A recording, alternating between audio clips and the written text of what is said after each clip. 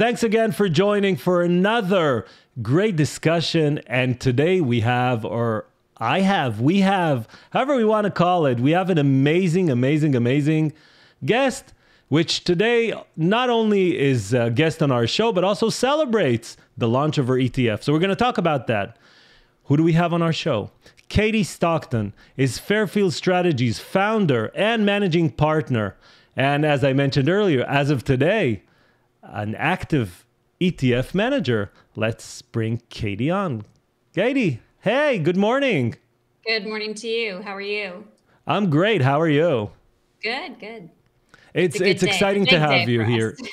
Yeah, exciting day. So how are your feelings? Let's start with that. I have a lot of questions lined up. Yeah, but, launching an ETF, go ahead. It is. It's exciting, and it's my first. So it's a new feeling. But first, I would correct you that the company is called Fairlead Strategies. Oh, sorry. I know it's often confused with Fairfield, which is funny because I live very close to Fairfield County. And yet it's Fairlead Strategies. Our ETF is called the Fairlead Tactical Sector ETF, or TAC, T-A-C-K is the symbol. And I have to say, just watching it open today was so exciting because it's been so long in the making. It started with the development of a technical model. That model was the derivation of my methodology, which it's hard. It's hard to take technical analysis and isolate it into a set of rules. And that's essentially what we did. And so we had a quantitative consultant help us build that model over a couple of years. And we're really happy with the results in terms of the back tests. And now we're excited to watch it be put in action, essentially, on the NYSE.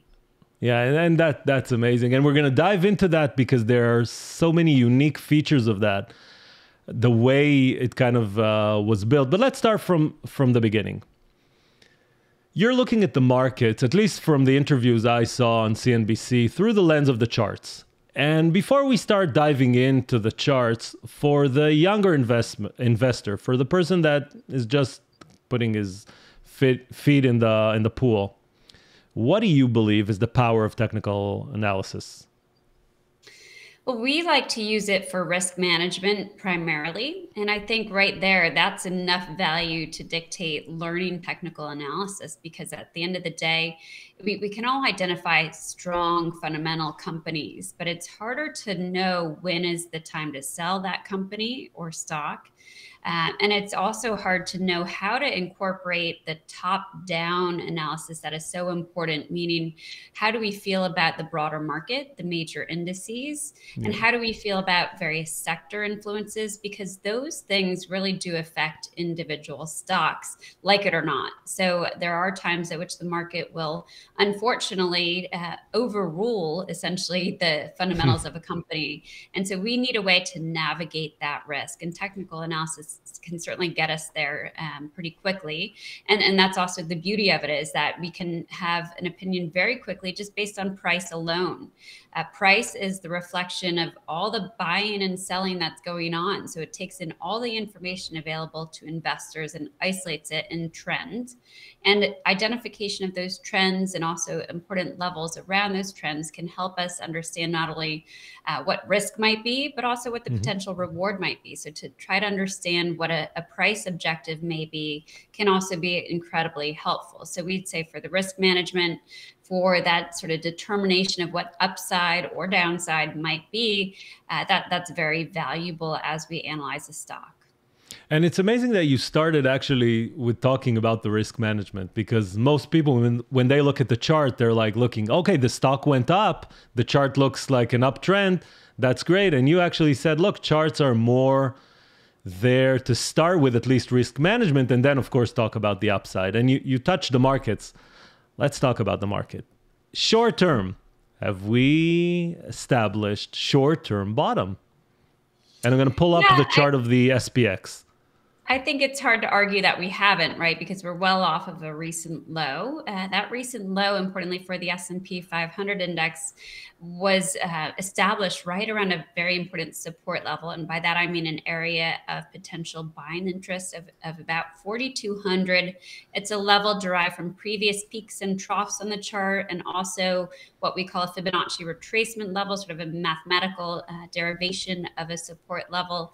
So it was a key support level to hold. And it was very good, thankfully, to see that short-term low put in place around that level. The short-term bottom, we think, does have the potential to become something that's a bit more intermediate term in nature, meaning getting into, maybe the 6 to 8 week range, something beyond that.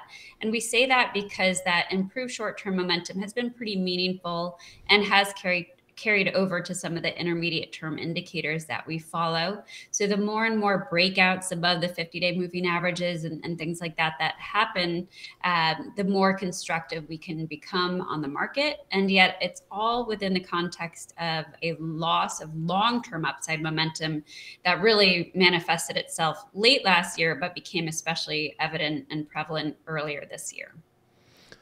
So when you talk about long-term momentum, and we're gonna address the Bitcoin in a second for all the viewers that are keen on the crypto market, basically there are several changes, that we're aware of. One is the inflation. We know that. Second is rate hikes, which you can argue that they're baked in. You can argue that they're not. You can go to the 10-year, which we're gonna talk about in a second probably. How do you combine all of these when you look at the market? And I'll pull up the chart of the 10-year because you're probably going to talk about that in correlation to the market.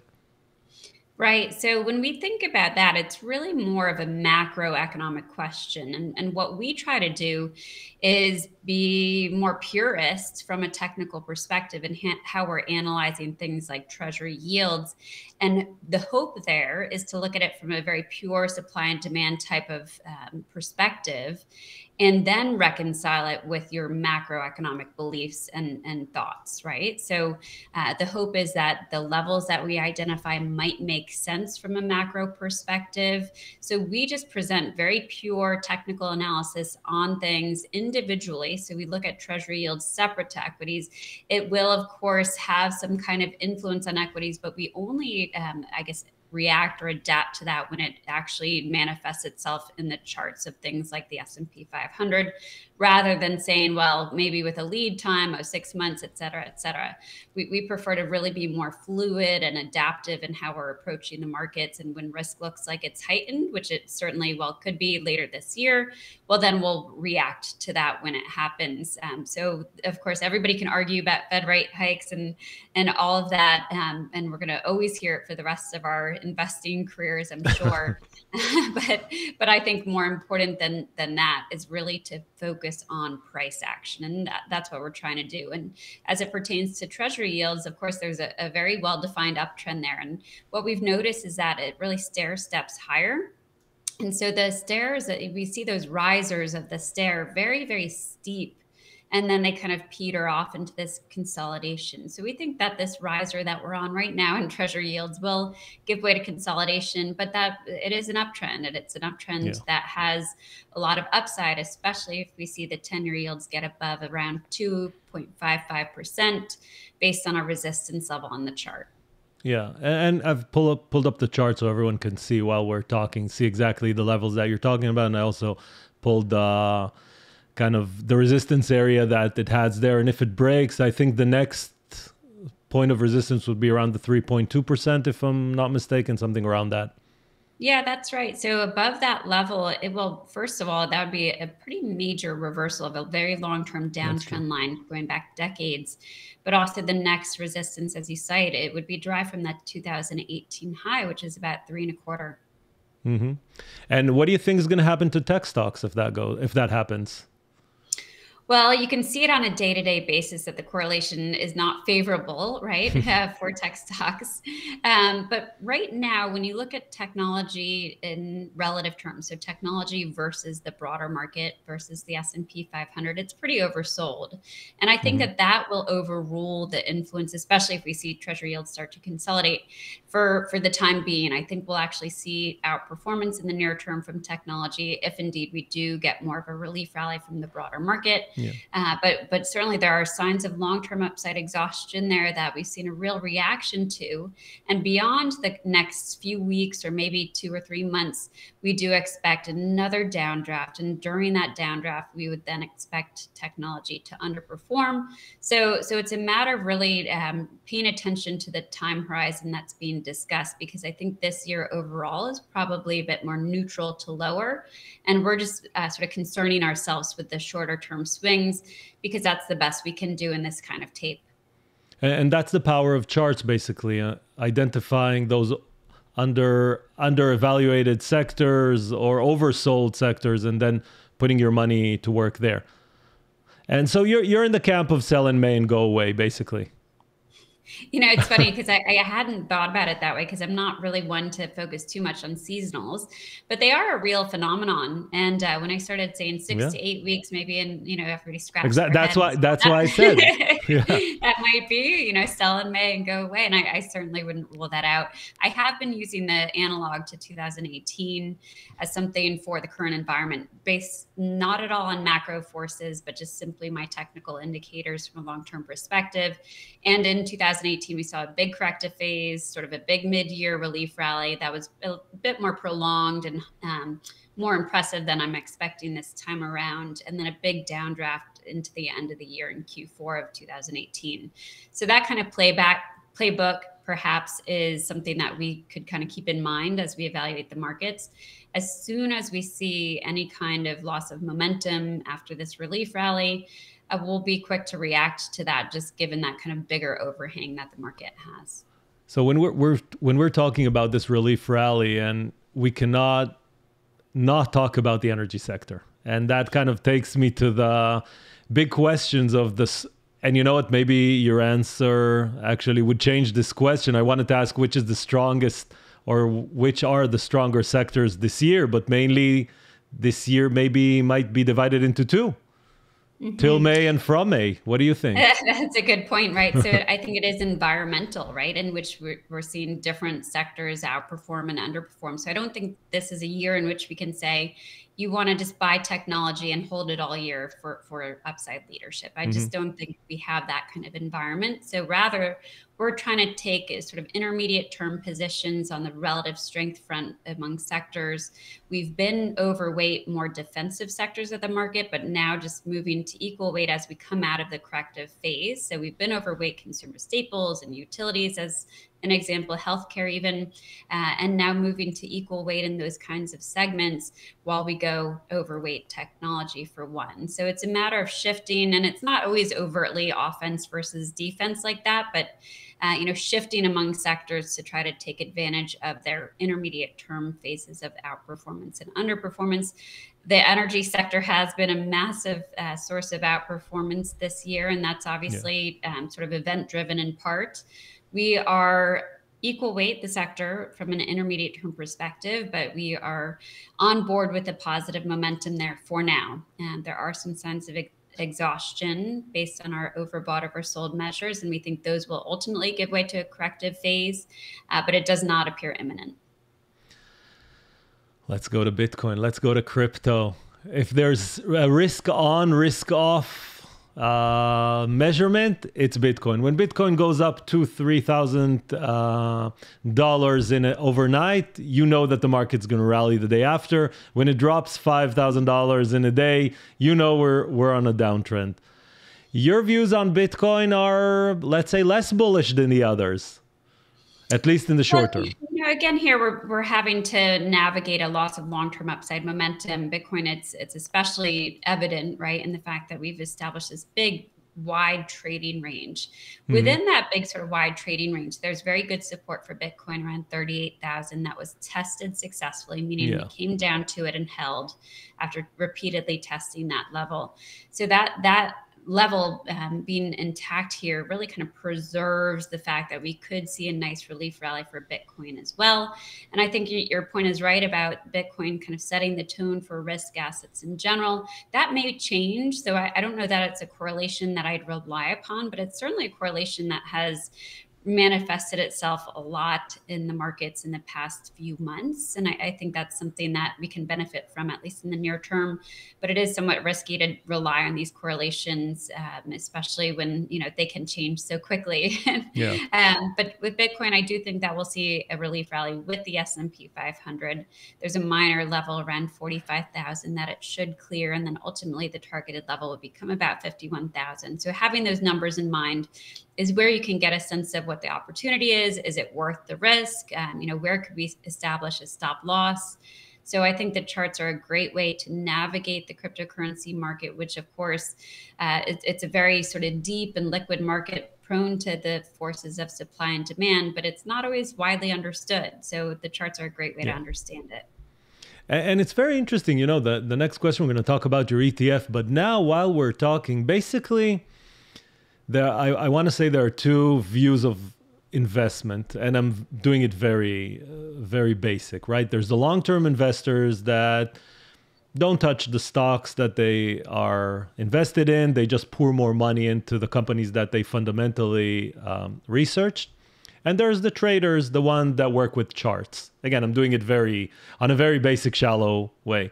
Your ETF, and maybe you'll probably be better in articulating that, kind of combines them both for the long-term investor enjoying that momentum. And that brings me to the next question. Let's talk about your ETF, which to me sounds very exciting. I mean, obviously we're excited about it too. It's funny because it's not at all a buy and hold strategy like you referenced, which I think is the benefit of it, because a lot of folks appreciate charts and technical analysis, but they're not applying it systematically. And I think that's the value in it, is in applying it regularly and coming back to the same indicators and using the same tools to arrive at your collective views. Because if you start to look for, bits of analysis here and there, you'll have that confirmation bias and look for what you're, agree with, right? With this ETF, it's model driven, very systematic. The model, like I said, is derived from our methodology, which is focused very much on momentum indicators and overbought, oversold measures. There is a quantitative overlay in there for relative strength, but the goal is to rotate among the sectors in the US, the major economic sectors, finding sources of upside leadership, especially in a strong tape.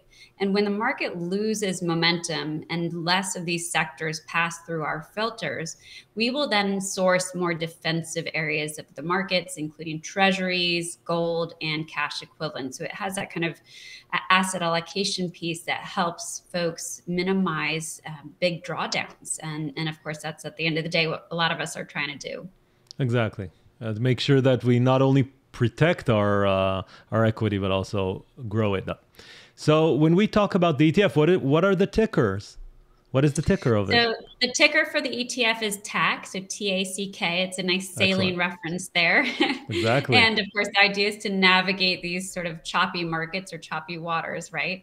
And then the components of the ETF are SPDR ETFs, so the sector spiders, and then also other state street funds that have that sort of alternative asset class exposure.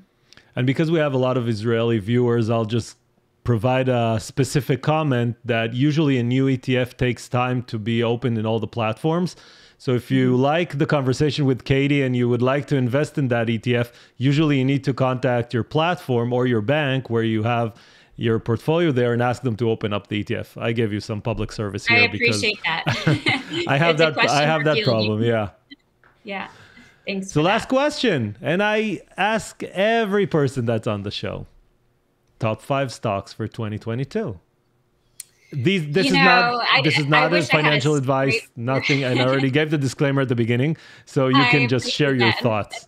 we're an investment advisor by trade, so we can give investment advice, and yet we do limit our individual stock ideas to our subscribers. We want to make Okay. sure that they have that benefit, and it makes it worthwhile to them to subscribe. But what I will say is that we have been big fans of the mega caps of late, and we like the upside leadership that they've exhibited off of these recent lows. And we also Hmm. feel that there's a little bit of a natural off of the first push off the low, there's a natural kind of flight to that type of quality names. So we are excited about the moves in the mega caps. We think they have some staying power. And then we're also staying with, if you want to put it that way, some of the energy exposure. And just generally speaking, we're looking for stocks that have breakouts, stocks that are clearing their 50-day moving averages, things like that as ways to take advantage of it. But we're not saying we want to own these stocks for all of 2022 for the most part, just given our belief that the market is in a big trading range.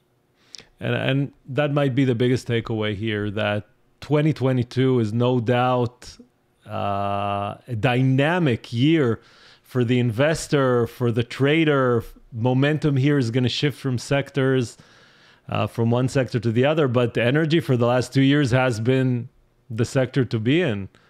And That's technology, great. of course, mega caps. Yeah. And there's nothing wrong with, I mean, eventually it will end, but there's nothing wrong with riding the momentum and being on the right side of that trend. Even if you feel like it's a bit late, you just want to stay on the right side of the trend and react as soon as it starts to change. And that could be as simple as watching a moving average. And when that moving average flattens, you say, well, I got out of it what I wanted to, and now risk is heightened. So I'll reduce or move elsewhere, look for a different opportunity. I won't let you avoid this last question. Price target for oil. Oh, Usually goodness. ask That's a price hard one target for too. Bitcoin, but now oil became the new Bitcoin. So I don't know. And listen, like, we don't have a crystal ball, so we don't have a way to say price target as of this date is this. But for resistance for WTI crude oil, there you go back to 2011. There's a level right around $115 per barrel. That's very Yeah. much in play right now as a natural place to get the kind of backing and filling or volatility that we're seeing. On the downside, the 50-day moving average is a great sort of rising gauge of initial support. And we do think it will be retested during the next corrective phase. And if it's broken, well, then we have to go back to a previous high around $80 per barrel to look for support. So we think that here, not too far from current levels, we'll see a little follow through.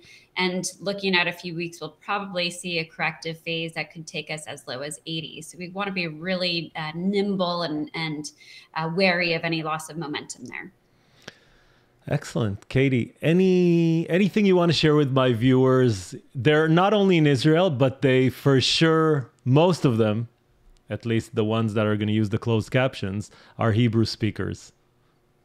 Well, I'm going to, just because you're giving me the opportunity, I would say that everybody is welcome to a free trial of our research. So if they wanted to track our views, and we also have a newsletter on Substack that has just pure idea generation from technicals. And, the idea there is to put out some ideas, and hopefully they'll, align with your fundamental views. And you might be able to have sort of two legs of the stool there with your positioning.